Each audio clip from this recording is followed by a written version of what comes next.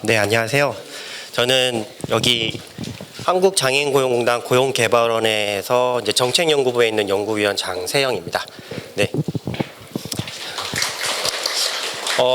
솔직히 저희가 이제 가진 시간이 40분인데 어느 정도 이렇게 12시 10분까지 되지만 그래도 식사하셔야 되잖아요. 그래서 최대한 이렇게 좀 필요한 부분 좀 얘기하는데, 이제 정책 발표기라고 이 섹션에 있지만 제가 지금 입사한 지가 딱 6개월 됐습니다. 6개월. 그러다 보니 이것을 저에게 맡긴 저희 너무나도 감사한 저희 공단 관계자분들 있지만, 반대로 말해서 저는 특수교육을 전공을 했었고요. 그래서 특수교육에서 좀 전환교육을 굉장히 관심을 좀 많이 갖고 있다가 보니까 정말로 학교 현장에서는 참 전환교육이 중요하다고 하는데, 실제로 교육을 시켜서 나중에 직업이나 고용까지 이어되는 건 되게 어려움이 좀 많은 것 같아요. 그래서 오늘 솔직히 내용은 약간은 저희 공단에서 가지고 있는 설문 데이터를 가지고 좀 해서 좀 다소 딱딱한 부분은 좀 있긴 합니다. 하지만 그거에 대해서 좀 의미를 하고, 또 제가 보고 있는 관점에서, 또는 저희가 이제 발달장애인 또는 자폐성, 그리고 또는 공단이 가지고 있는 어떤 연결점을 좀 얘기를 하려고 합니다. 솔직히 그냥 제가 하고 싶은 얘기 하려고 나왔어요. 그래가지고 하니까 그냥 편하게 들으시면 될 것 같고, 일단은 혹시 4월 2일 무슨 날인지 아세요? 4월 2일? 네? 자폐인의 날. 맞아요. 유엔이 정한 세계 자폐인 인식의 날 이러면서 라이트 업 블루라고 해가지고 약간 나라마다 되게 랜드마크 되는 건물에서 이렇게 파란빛을 쏘고 해요. 저는 솔직히 여기서 몇 분은 싸이데이 이런 얘기 좀 하실 줄 알았거든요. 옛날에 저희가 싸이월드 모르시는 분이 훨씬 많으시죠? 저는 그 세대라 가지고 약간 있는데 그런 얘기 했는데, 일단은 그만큼 인식에 대한 것들이 많이 얘기가 되고 이렇게 좀 변화가 됐던 것 같아요. 그래서 조금 더 얘기하자면, 미국에 이렇게 보면 어린이들이 보는 프로그램이 있어요. 세사미 스트릿이라고 하면 막 인형들이 나와서 이렇게 얘기를 하고 하는 것도 있는데, 거기에 혹시 자폐성 장애인에 대한 캐릭터 혹시 아세요? 줄리아라는 캐릭터가 거기서 나와요. 그렇게 하면서 미국 아이들이 세사미 스트리트 보면서 자폐성 친구는 이렇구나 하는 것들을 자연스럽게 배울 수 있도록, 좀 이해할 수 있도록 그렇게 바뀌었거든요. 그래서 그 부분이 2016년부터 이제 그 캐릭터가 또 들어가기도 하고, 물론 추가적으로 좀 하면 에이시안계도 좀 있어요. 지영이라는 캐릭터, 이렇게 한국계, 미국계도 거기 있으면서 점점 인식에 대한 부분이 넓게 이렇게 좀 하는 부분이 있고요. 그리고 아시다시피 발달 장애인 하면 지적 장애와 자폐성 장애 이렇게 하는데, 오늘 여기 행사는 이제 어티즘 엑스포로 해가지고 자폐성이긴 하지만 전체 우리 장애 인구보다는 이제 특수교육 대상자로 한정을 했을 때는 발달장애 친구들이 거의 3분의 1을 차지하고 있습니다. 물론 거기서 대상 서비스를 받는 친구들을 얘기를 하는 거죠. 그 중에서 한 절반 정도가, 원래는 한 50, 특수교육 대상자 절반 정도가 지적장애고, 거기다 15%, 16% 정도 되는 친구들이 이제 자폐성 장애 친구들인데, 그래서 어느 정도 꽤 많은 친구들이 이렇게 됐고, 그에 대한 교육이 좀 많이 되어 있고, 저 역시 그거에 관심이 많아서 많이 좀 공부도 하고 또 연구도 하고 프로젝트 참여도 하고 했는데, 확실히 그래도 고용과 어떤 직업 이런 것들은 성인기다 보니까 확실히 제한점이 좀 있는 것 같아요. 일단은 오늘 좀 시작은 제가 좀 이렇게 했고요. 일단은 제가 이제 준비한 것들을 하겠습니다. 이제 발달장애인은 이제 법적으로 이제 지적장애, 자폐성 장애 포함하지만, 실제 생활에서는 의사소통, 자기관리, 일상생활 수행, 사회적 상호작용, 문제행동, 자기결정에서 다양한 특성을 보이기 때문에 꼭 하나의 동질한 집단으로 좀 보기는 어려운 것 같아요. 물론 중증인 친구들 중에서는 좀 안타깝지만 약간 자폐성도 있고 이제 지적으로 좀 힘든 친구들도 있고 하는 이런 부분들도 있긴 하지만, 일단은 분리해서 보면 이렇게 완전히 동질한 집단이라고 보기는 어렵지만, 제가 정책적으로 얘기할 때는 이렇게 하나에 또 묶어서 이제 얘기하는 경우들이 좀 많긴 하죠. 그래서 발달장애 범주 안에서도 이제 지적장애인, 자폐성 장애인, 인지적 특성, 사회적 상호작용 방식, 감각 및 행동 특성, 적응 행동 양상에서 차이가 보이기 때문에 이런 것들이 이제 또 다르게 나타날 수 있다.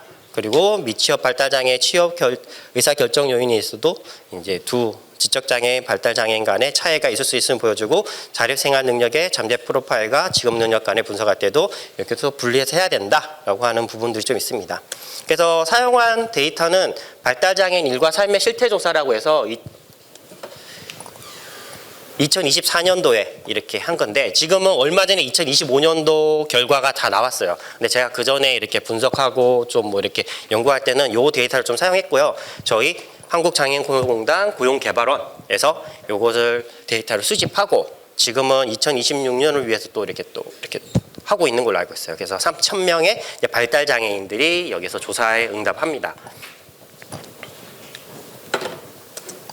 그러면 제가 사용한 변수들이 있는데 일단은 이들이 제가 좀 중요하게 본 변수들은 자립생활 능력이라는 변수입니다. 그러면 그 데이터 안에서 어떤 변수를 볼 거냐?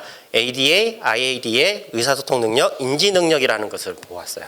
그럼 이 능력들을 보고 데이터를 뽑았을 때 그러면 이 친구들이 얼마나 자립생활 능력이 높을지 아니면 낮을지 어떻게 집단이 구성될지를 이렇게 보는 건데 보시는 것처럼 이렇게 정의가 되어 있는데 ADL이나 IADL은 약간은 저희가 좀 말하는 적응 행동에 좀 더 가까운 부분들이 있어요. 그래서 몇몇 친구들은 굉장히 고기능인 친구들도 있지만 반대로 좀 되게 낮은 수준에 좀 있고요. 의사소통 능력, 인지 능력 이렇게 해서 문항을 뽑은 다음에 이거를 통계적으로 돌렸습니다. 그리고 또 보고 싶은 변수는 그러면 저희가 장애인고용공단이니까 직업적 능력은 어떨까? 그래서 그 데이터 안에 직업적 능력 관련되어 있는 14개 문항을 이렇게 3개로 묶었습니다. 그래서 신체 능력, 인지성, 사회성이라고 해서 보면 이제 세부 문항이라고 해서 이렇게 나와 있어요. 그러면 이들은 응답에 대한 걸로 이 친구들의 이 수준에 대한 것도 확인할 수 있겠죠. 그러면 그거에 대해서 평균값을 내고 그리고 거기에서 이제 분석을 하였습니다.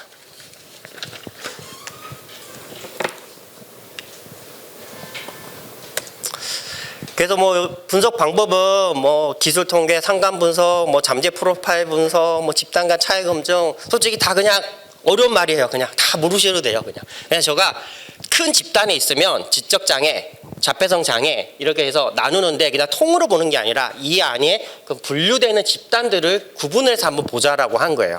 그리고 그 분류된 집단이 정말 차이가 있는지 그리고 그런 분류된 집단이 가지고 있는 특성이 있는지 보려고 이렇게 통계적인 방법을 썼고요. 그래서 뒤에 있는 표들도 솔직히 통계적인 방법에 의해서 제시된 표긴 하는데 이런 것들은 제가 그냥 짧게 설명하고 그냥 수치상으로 이런 게 있구나 하는 것만 보시면 좀 좋을 것 같아요. 일단은 뭐 전체 3,000명 중에 이제 지적 장애가 이렇게 남자, 여성 이렇게 되어 있고 이제 자폐성 장애가 이렇게 좀 되어 있습니다. 요 수치에 대한 거는 이제 지적 장애가 한 3분의 2 정도 되고 자폐성 장애가 한 3분의 1 정도 좀 되는 부분이 좀 있고요.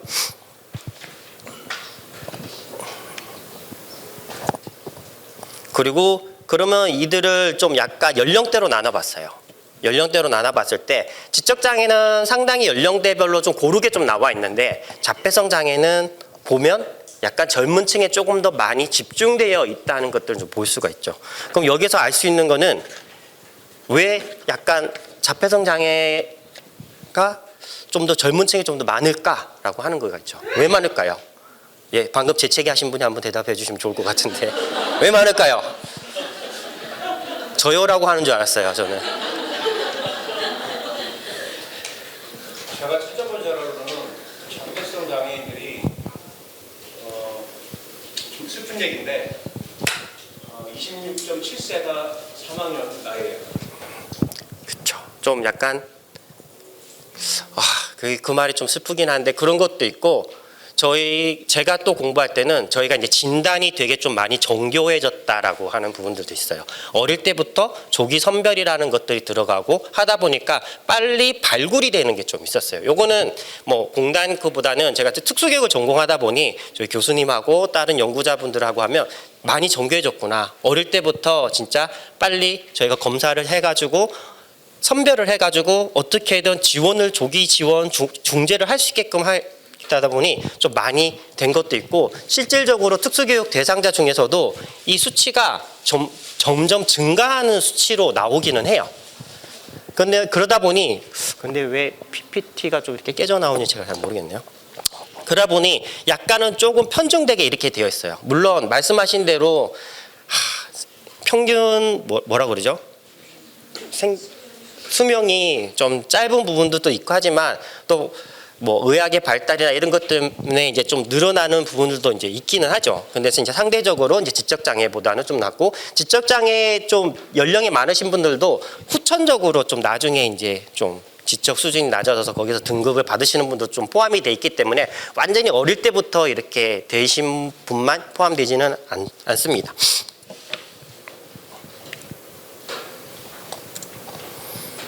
그리고 이제 장애 급수로 했을 때는 요즘에는 지금 이거를 장애 급수로 얘기는 하진 않지만 그래도 여전히 현장에서는 급수로 표현을 했을 때 확실히 조금 더 유의미한 값이나 이런 걸 좀 도출할 수 있기는 하고, 지금은 장애 정도, 장애가 심한 장애인, 장애가 심하지 않는 장애인으로 되다 보니 좀 한계점이 있지만 어쨌든 이것도 수치화가 이렇게 좀 되어 있고요.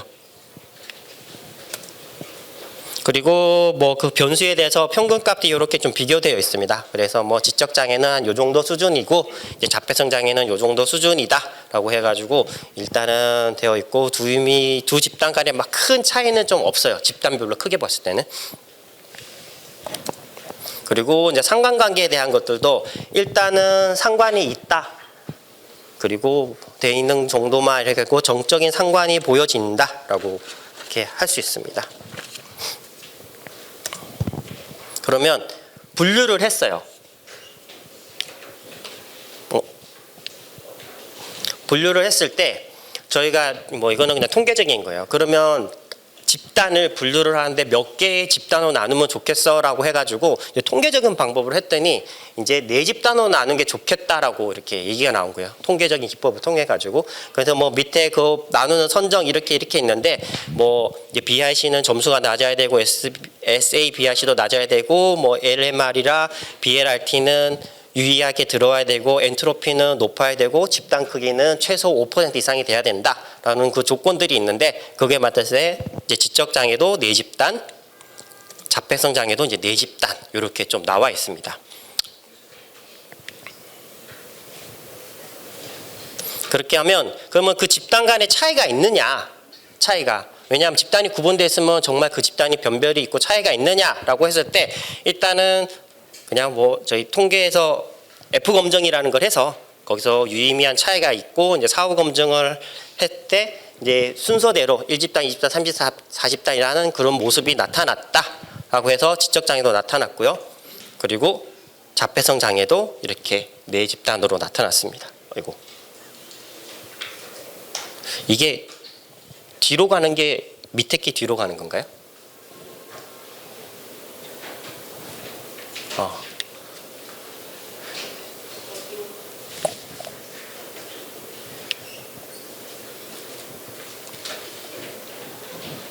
그래프가 죄송해요. 이게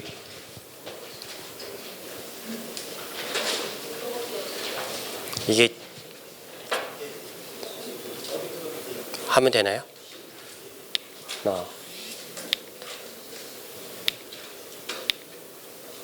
그래프를 보면 이렇게 집단이 구분이 되거든요. 보면 오른쪽에 있는 실선이 자폐성 집단에 이렇게 구분이 되고 왼쪽에 있는 점선이 이제 지적장애 집단으로 이렇게 구분이 됩니다. 비슷하죠? 비슷하다 보니까 무슨 차이가 있냐라고 하실 수 있는데 요거를 같이 붙여서 하면 이런 모습이 나옵니다. 보면 약간은 집단 내에서 자폐성 장애가 조금 더 높게 이렇게 좀 보여지는 부분이 있어요. 특히 인지적인 능력에서는 자폐성 장애인 분들이 훨씬 더 좀 높게 나와 있고, 반대로 의사소통에서는 이제 자폐성 장애인 분들이 조금 낮게 이렇게 집단들마다 비슷한 수준의 집단들에서 보여질 때는 좀 이런 모습이 나와 있고요.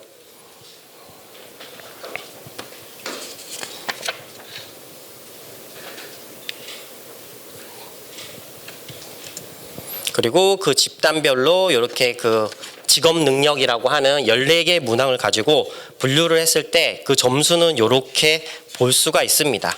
그래서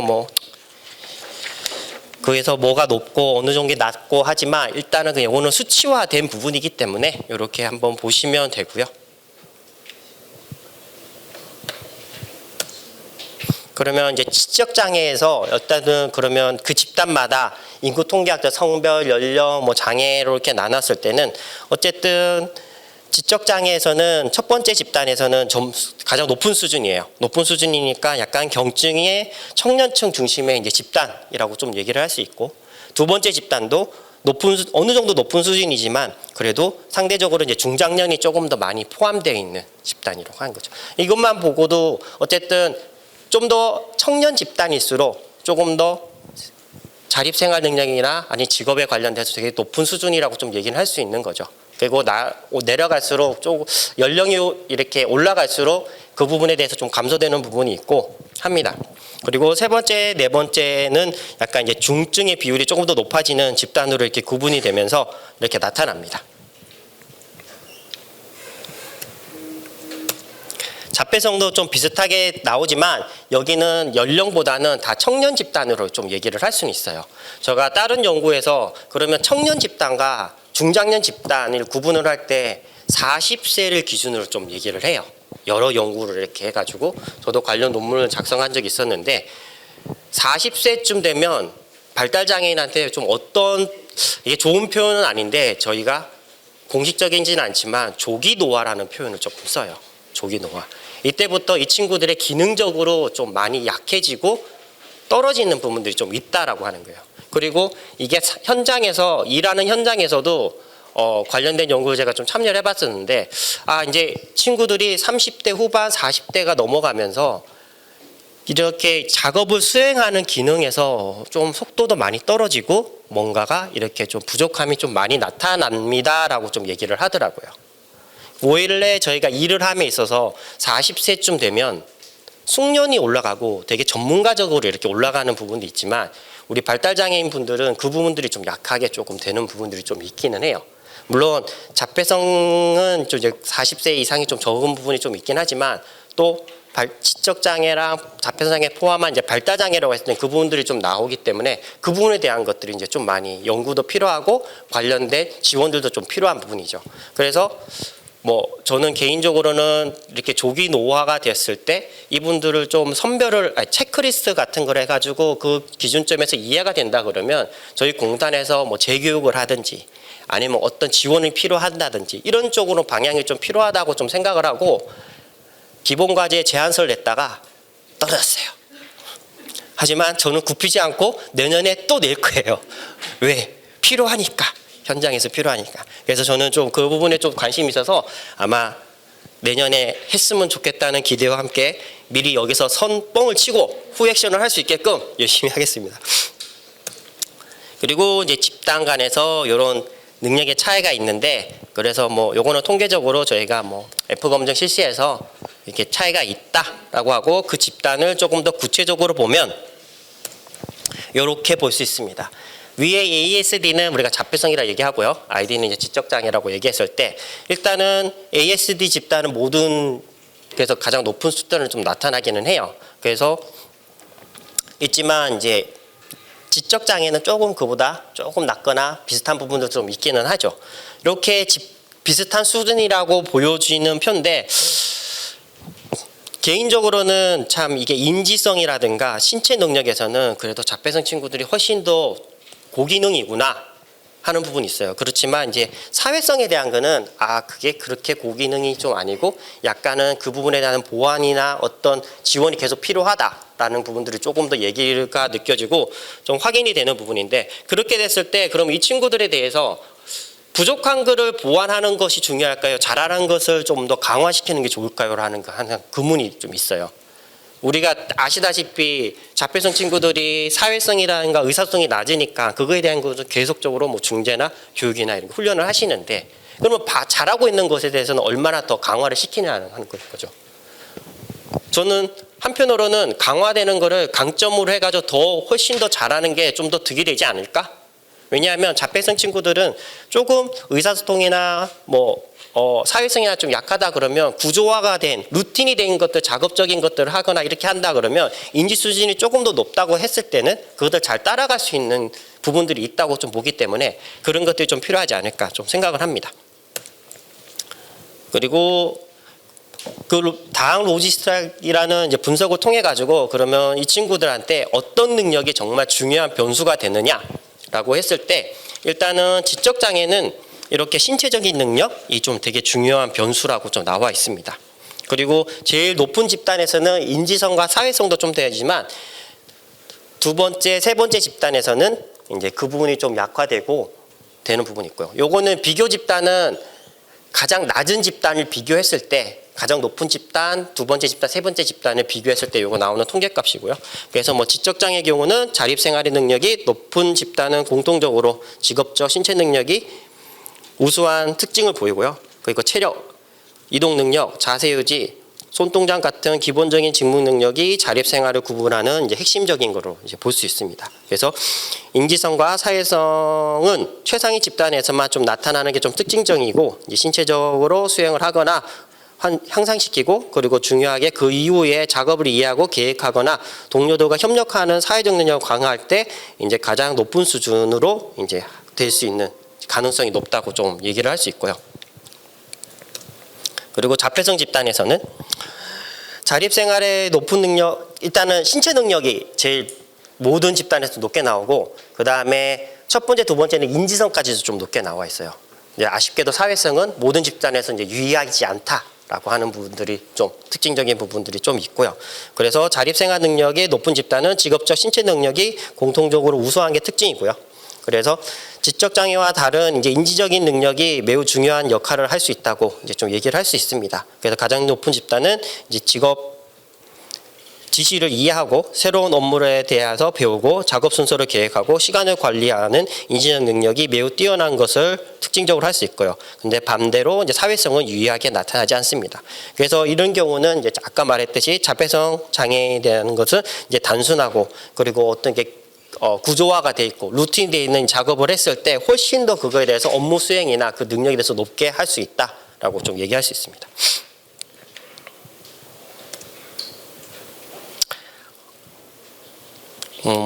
요거는 뭐 아까 얘기했던 그 내용이라서 좀 넘어가고요.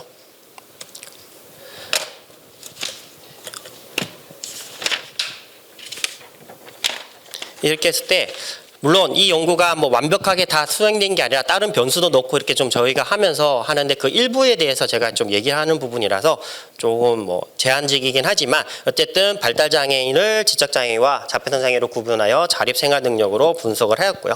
거기에 따라서 동일한 범주에 포함되지만 실제적으로는 그 차이가 좀 있다라는 것과 그리고 분류된 집단이 4개 집단으로 구분되고 거기에 대해서 평균값을 설명하기 좀 힘들지만 그래도 어쨌든 그 분류되고 어떤 그 차이에 대한 걸 이해를 해서 저희가 고려를 하고 지원을 하거나 교육을 할 때 그 부분을 고려를 해야 된다라고 좀 얘기를 할 수 있습니다.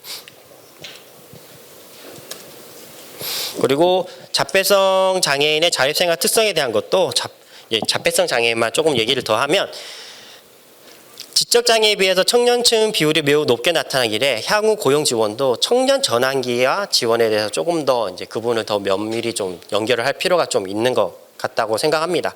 특히 이제 ADL이나 IADL에서 상대적인 낮은 수준을 좀 보이곤 있어요. 뭐 자기 관리, 뭐 지역 생활하는 거, 대중교통 연계 이런 것들은 솔직히 고용의 입장에서 하는 것보다는 오히려 학년기 때 좀 많이 배워야 된다고 조금 생각을 해요.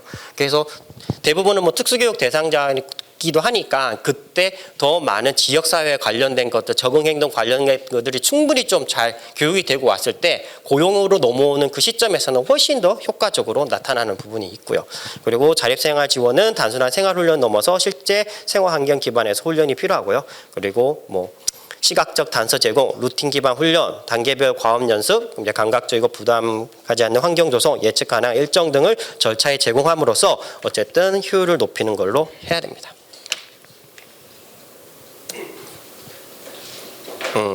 요거는 뭐 아까 좀 뭐 제가 좀 얘기했던 부분이라서 넘어가고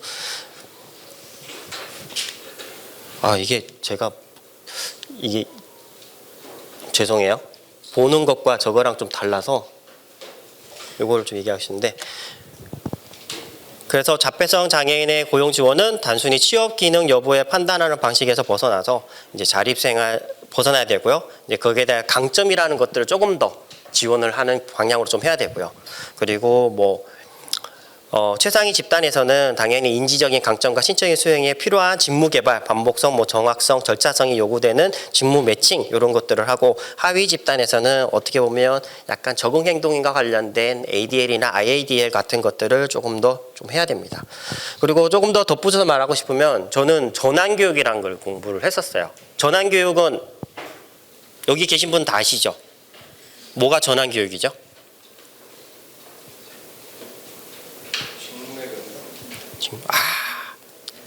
제가 원하는 대답이 아니라서 제가 조금 더 설명하기 용이한데, 저희가 이제 특수교육 내에서 전환교육이라고 하면 학년기에서 성인기로 넘어갈 때 필요한 기술들을 배우는 걸 좀 얘기를 합니다.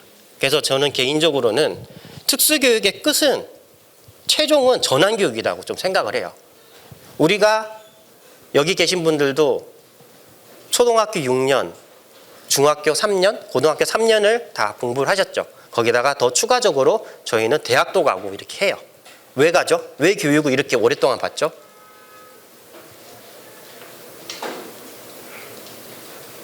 저거 요 질문은 항상 어디 뭐 강의 가면 꼭 하는 질문인데, 제가 생각할 때는 우리가 성인이 됐을 때 성인기 이후의 삶에서 필요한 기술들을 그때 다 배운다고 생각을 해요. 그렇게 따지면 장애인 친구들도, 발달장애인 친구들도 그때 많은 것들을 배워야 돼요. 그래서 특수교육 내에서는 전공과라고 해서 2년 더 교육 환경에서 그들을 좀 더 교육하는 부분들도 좀 있고요. 제가 미국에서 잠깐 유학을 했는데 거기는 트랜지션 프로그램 전공과가 4년 정도 이렇게 되어 있어요. 4년 정도.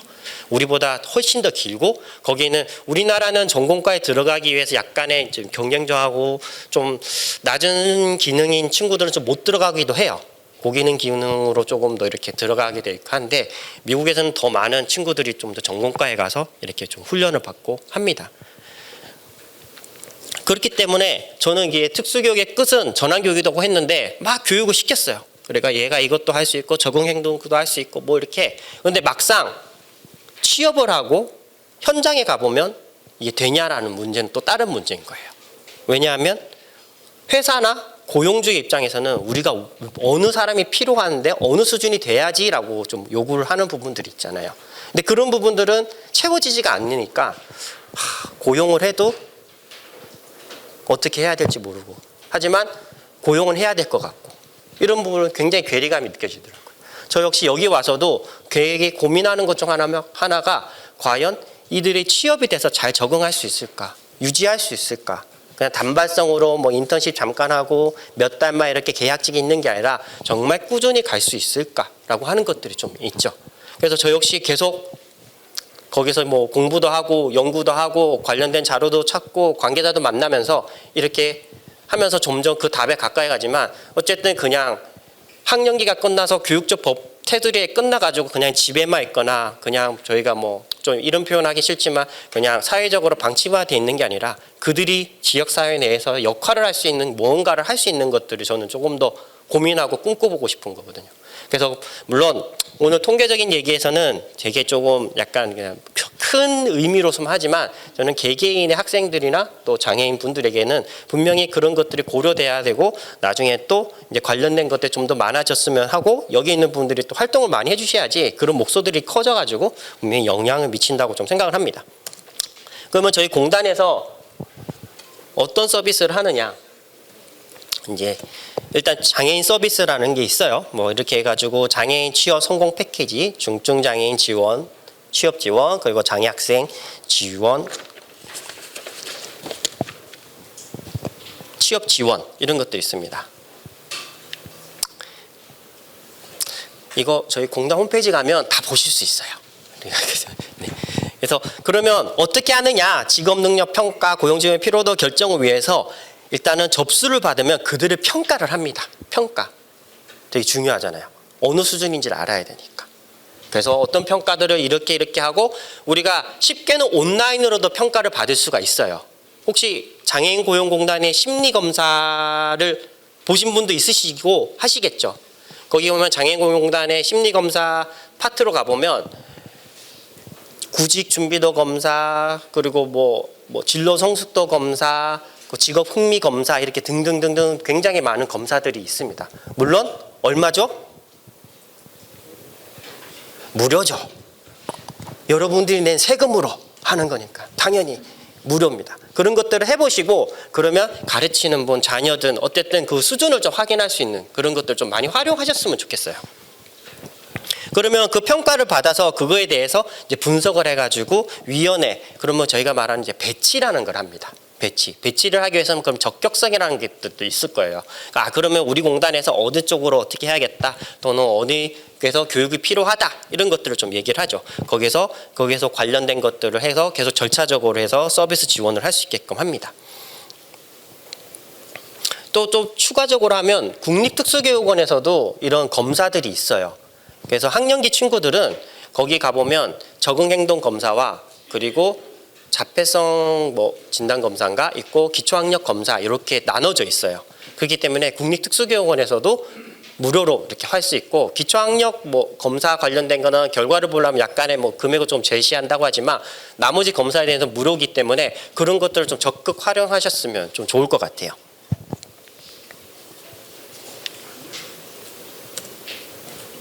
그리고 중증장애인 취업지원에서도 직무 수행이 어려운 중증장애인 고용지원 필요도 결정을 통해서 이제 지원이 필요한 장애인 대상으로 사업체 이런 거 관련해서 이제 연계를 하고요. 장애인 인턴제도 하고요. 이제 장애학생 취업지원은 이제 고등부나 전공과에 있는 학생을 대상으로 이제 진로 설계, 훈련 등 이런 것들 하는데, 여기는 꼭 장애 등급을 안 받더라도 특수교육 대상자인 친구들도 같이 이렇게 진행을 합니다. 물론 성인이 됐을 때 공단에서의 서비스 받는 거는 이제 등급이라든가 좀 이제 받아야 되지만, 일단 학년기 때는 특수교육 대상자였다만 것으로도 이제 조금 가능을 한 부분이고요.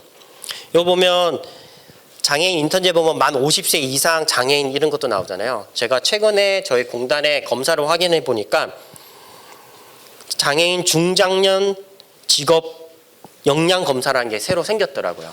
그래서 저는 몰랐는데, 그렇게 말하면 요즘에 고령 장애인이 많아지고 그들이 직업적으로 일을 해야겠다는 욕구도 많아지다 보니 그들의 역량을 확인해서 이제 검사가 또 개발이 되고 지금 이제 활용되고 있습니다. 그리고 장애인 취업 성공 패키지, 저희가 줄여서 이제 취성패라고 좀 얘기를 좀 하는데, 이건 아마 좀 들어보신 분들도 있을 거예요. 여기 보면 어쨌든 이들에게 와서 상담도 받고 교육도 받고 나중에 그게 유지가 되면 다 어느 정도 지원금을 이렇게 제공하고 있는데, 이거를 생각보다 많이 모르세요. 제가 모 대학에 잠깐 근무한 적이 있었는데, 그럼 일반 대학생 상대로도, 일반인들 상대로 취성패가 있어요. 대학생 상대로. 그러면 좀 와서 이런 거 하면 좋고 경험도 되고 작지만 이렇게 지원도 받고 하면 좋을 것 같은데, 학생들이 많이 참여를 모르고 하는데 그중 하나가 또 홍보 부분도 있더라고요. 잘 몰라요. 그렇기 때문에 장애인도 이런 취성패가 있다. 그래서 어쨌든 이런 공단을 통해서는 각 공단의 지사를 통해 가지고 이런 것들이 많이 좀 활용했으면 좀 좋을 것 같아요. 그리고 직업 능력 개발 부분이 있는데, 일단은 취업을 원하는 이제 희망하는 장애인을 대상으로서 훈련을 시키고 이렇게 합니다. 이거는 수시로 하고 필요하면 수당도 제공하고, 그리고 공단 본부가 아니라 각 지사 그리고 밑에 있는 산하 기관들까지 같이 이렇게 협업하면서 이렇게 하고 있고요.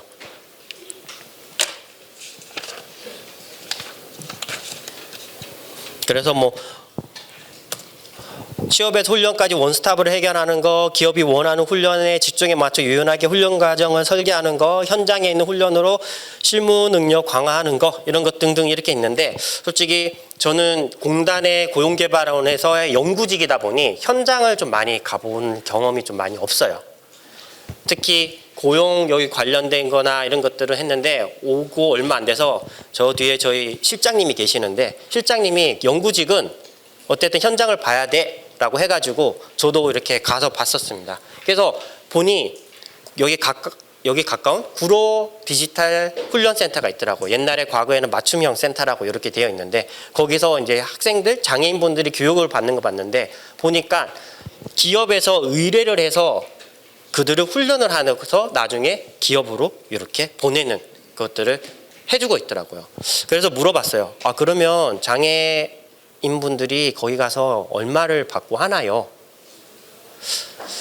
300만 원 이렇게 얘기를 하시더라고요.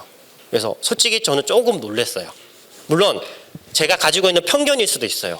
300만 원? 생각보다? 근데 그게 그 땡땡 증권에서에 비하는 임금 체계에 비하면 높은 수준은 아니지만 그래도 일반적인 장애인분들이 일을 해서 수입을 하는 것보다는 상대적으로 많이 높은 수준이다 보니 굉장히 좀 놀랐거든요. 그래서 물론 공단에서 그 훈련비를 대고 양성하는 과정은 다 공단 돈으로 하더라고요.